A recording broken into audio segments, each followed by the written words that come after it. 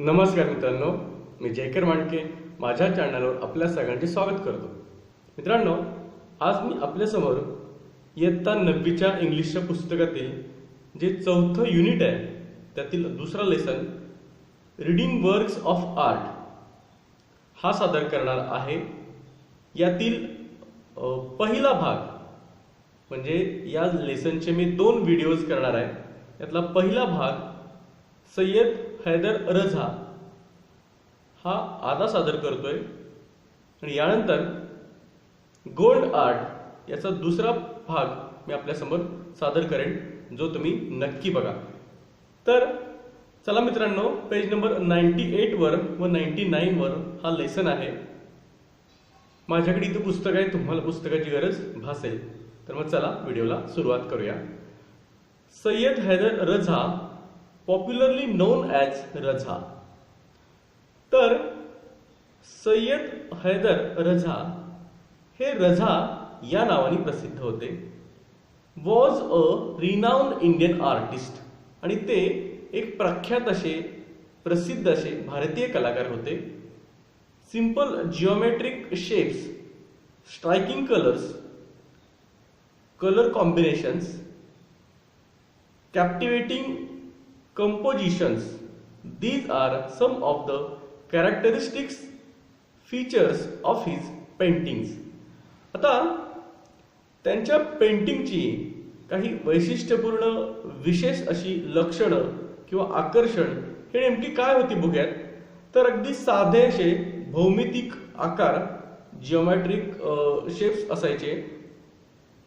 Striking colour combinations म्हणजे अगदी चित्तवेधक असे रंगांचं कॉम्बिनेशन त्यांच्या पेंटिंग्समध्ये आपल्याला बघायला मिळतं। सोबतच कॅप्टिवेटिंग कंपोजिशन्स, आणि त्यांची जी काही रचना होती ती अगदी मोहक अशी होती, कॅप्टिवेटिंग अशा स्वरूपातली होती। आणि हेच त्यांच्या पेंटिंगचं एक वैशिष्ट्य किंवा खास असं आकर्षण, विशेष अशी लक्षणं हे त्यांच्या पेंटिंग्समध्ये आपल्याला बघायला मिळतील। And so are the colours blue and orange, आणि त्यातल्या त्यात जे रंग होते ते 2 रंग होते, ब्लू आणि orange. You will find them in almost all his paintings, आणि हे जे वरची सगळी लक्षणं आणि हे जे रंग हे तुम्हाला त्यांच्या सर्वच पेंटिंग्समध्ये पाहायला मिळतील। None of his paintings depict life-like human figures or copies of scenes from his environment।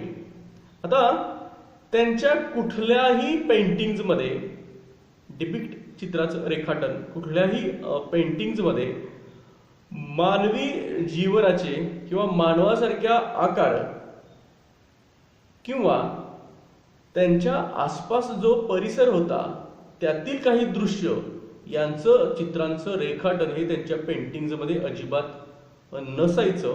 नव्हतं। His paintings belongs to the abstract style of paintings. तर त्यांची जी पेंटिंग्स होती ती ॲब्स्ट्रॅक्ट स्टाईलची होती। आता ॲब्स्ट्रॅक्ट या शब्दाचा अर्थ की जे वास्तवात भौतिक स्वरूपात जे अस्तित्वात असत नाही, ज्याचं अस्तित्व फक्त विचारांमध्ये किंवा कल्पनामध्ये असतं, ज्याला आपण भाववाचक असं म्हणूयात।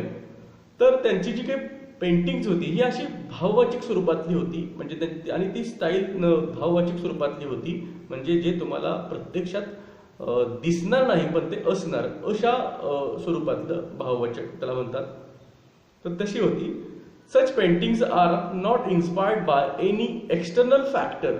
आता ही जी त्यांची काही पेंटिंग्स होती ती कुठल्याही बाह्य घटकांनी प्रेरित झालेली अशी अजिबात नव्हती। They originate when the artist tries to peep into his own inner mind. आता त्यांचा उगम हा कधी झालेला होता, तर ज्या वेळेला एखादा कलाकार स्वतःच्या अंतःकरणामध्ये डोकावून बघतो आणि त्याला जे काही तिथनं उमगतं तिथं त्यांचा उगम झालेला होता त्या चित्रांचा।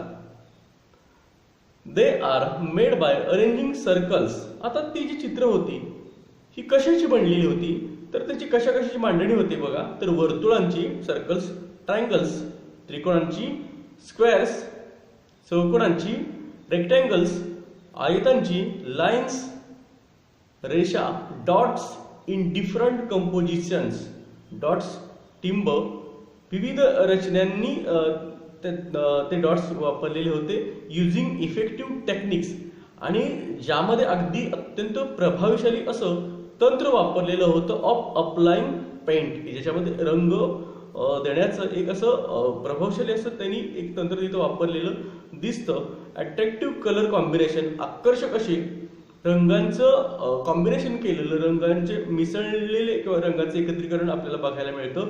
Achieving balance in some place, आणि ही जी पेंटिंग्स होती ही काही ठिकाणी समतोल साधत होती, and creating imbalance in other place, आणि अदर प्लेसेस, आणि काही ठिकाणी मात्र ते असमतोल निर्माण करत होती. अशी ही त्यांची पेंटिंग्स असायची.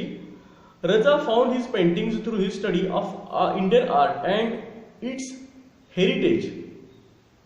आता रझांना त्यांची जी पेंटिंग्स होती ही भारतीय कला आणि तिचा जो वारसा आहे, हेरिटेज आहे, यामध्ये यांचा अभ्यासात त्यांना सापडली मिळाली, ज्याचं कल्चरल कॉन्टेक्स्ट, जिचा एक असा सांस्कृतिक असा संदर्भ, अँड फिलॉसॉफी आणि तत्वज्ञान, या सगळ्यांची वारसा असणारी जी भारतीय, या सगळ्यांचा वारसा असणारी जी भारतीय कला आहे, यामध्ये त्यांना त्यांचा अभ्यास केल्यानंतर त्यांना त्यांची पेंटिंग्स मिळाली, सापडली.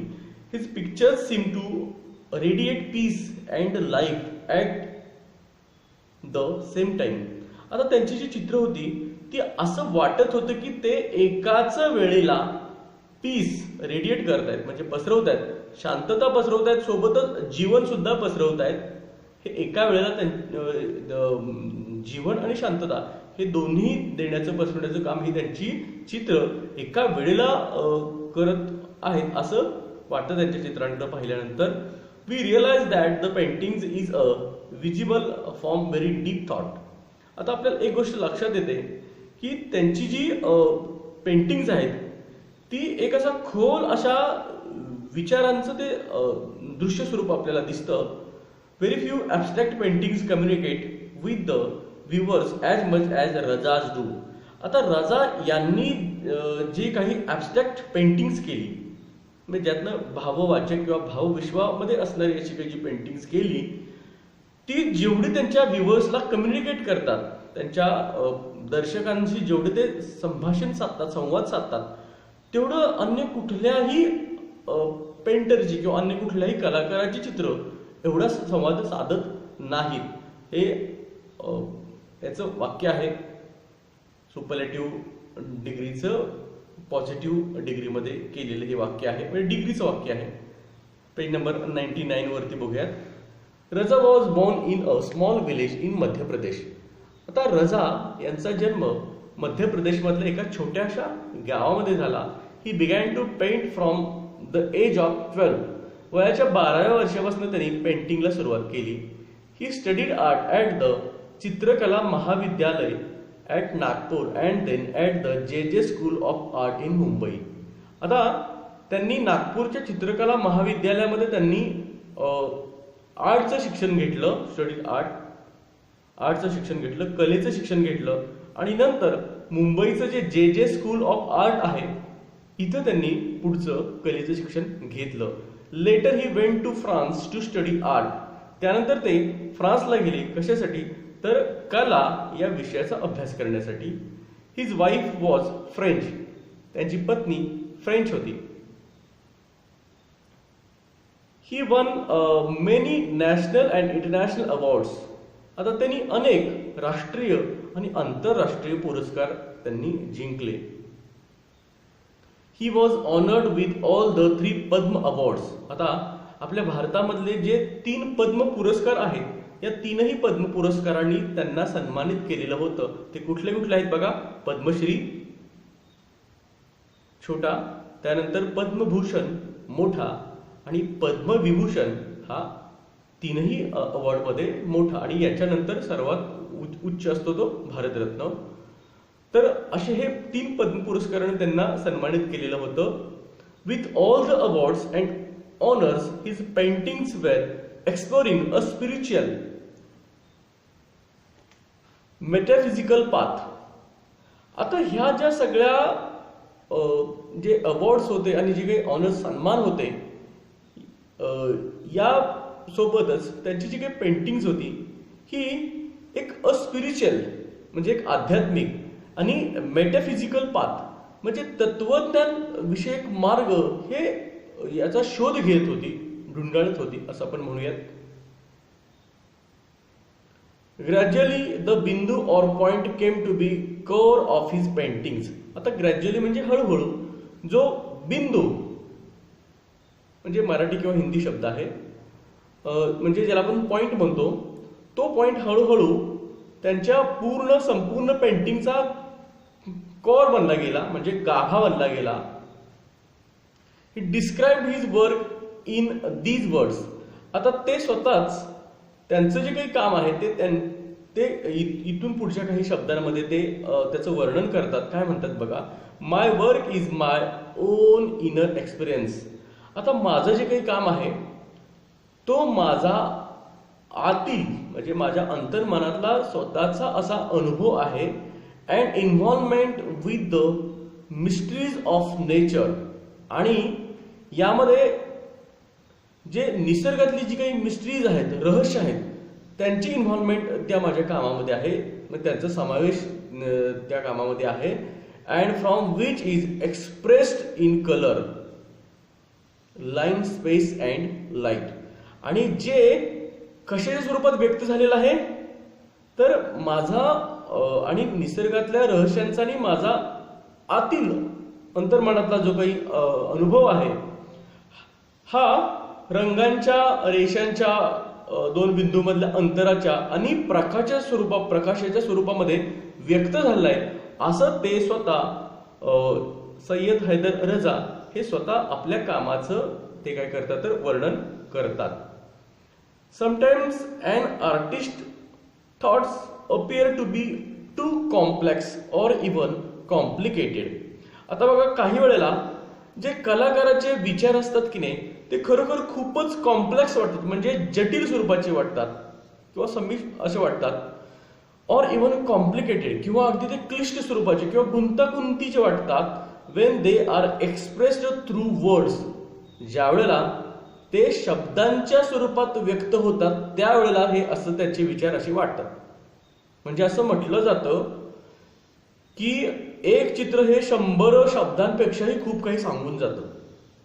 तसंच आहे, मग एखाद्या कलाकाराला जे काही वाटतं ते शब्दात तो ज्यावेळेला सांगायला सुरुवात करेल तर त्यावेळेला ते आपल्याला खूपच जटिल, गुंतागुंतीच असं वाटतं. पण तेच जर का त्यानं त्याच्या चित्राच्याच माध्यमातनं, त्याच्या कलेच्या माध्यमातून जर लोकांसमोर मांडलं तर मग मात्र ते पटकनच लोकांना सहजतेने लोकांच्या लक्षात येण्यासारखं असतं. When they are expressed through words. म्हणजे यांचे जे शब्द आहेत, कुठल्याही कलाकाराचे जे शब्द आहेत ते ज्यावेळेला ते त्याच्या कलेतनं ते पटकन लोकांच्या लक्षात जातील, त्यांचे विचार लोकांच्या लक्षात राहतील किंवा लोकांना समजून येतील. पण जर ते शब्दांच्या स्वरूपात जर ते मांडायला लागले तर मग मात्र ते कसे होतील तर ते खूपच जटिल स्वरूपातले आणि गुंतागुंतीचे, क्लिष्ट असे होऊन जातील. For him the effective medium of communication is his work. आता त्यांच्यासाठी एक प्रभावशाली असं संवादाचं किंवा संभाषणाचं जे साधन होतं ते काय होतं तर ते त्यांचं काम होतं. म्हणजे ते त्यांच्या कामाच्या माध्यमातनं अगदी प्रभावशाली असं ते संवाद साधत होते. आणि ते होतं ते म्हणजे हीच पेंटिंग्स, त्यांची पेंटिंग्स. रजा हॅड ग्रेट क्रिएटिव्हिटी. आता रजा यांच्याकडे खूप मोठी अशी सर्जनशीलता होती, ज्यातनं नवीन असं काही निर्माण करण्याची क्षमता, त्याला सृजनशीलता असं म्हटलं जातं, ती त्यांच्याकडे होती. His paintings are very expressive.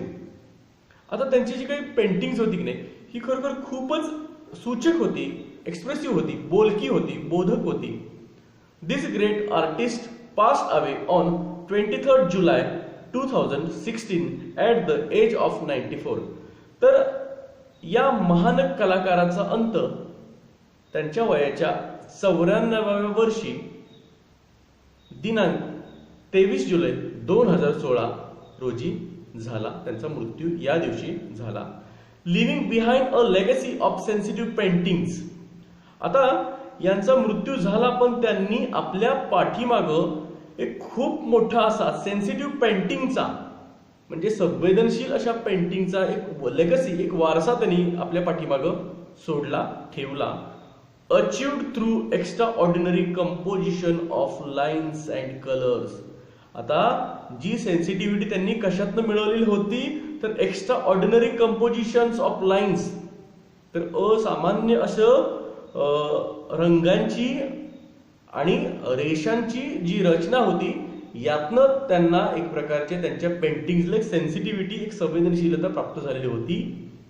That depict extra ordinary compositions. आणि जे जे चित्र रेखाटन आहे ते एक्स्ट्रा ऑर्डिनरी अशा रचनेतनं ते व्यक्त होत होतं. तर मित्रांनो, याचा हा पहिला पार्ट इथं संपलेला आहे. निश्चितच तुम्हाला हा पार्ट लक्षात आलेला असेल.